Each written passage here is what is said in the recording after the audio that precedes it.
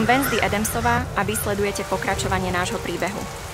Odkedy sme sa videli naposledy, stihli sme našu umelú inteligenciu vyskúšať. Ste zvedaví, ako to dopadlo?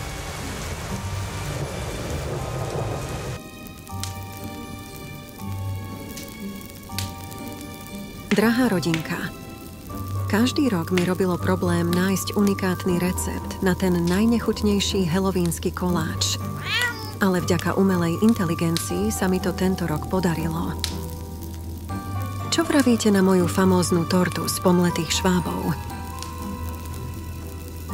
Morticia, na môj vkus vyzerá dosť dietne. Mne umelá inteligencia vytvorila nový jedálniček a poradila, ako pribrať ďalších 10 kg. To je nič, Fester. Ja som vďaka umelej inteligencii už stihol zarobiť na burze $100 000. Konečne budeme môcť dokončiť tú dlho odkladanú rekonštrukciu našej mučiarne.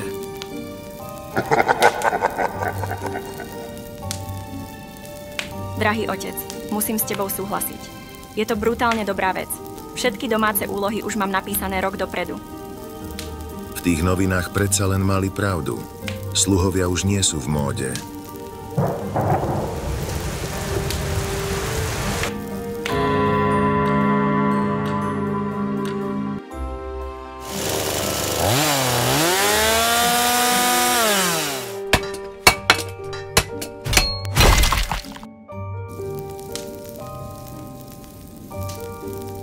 O môj Bože, poďte všetci rýchlo sem.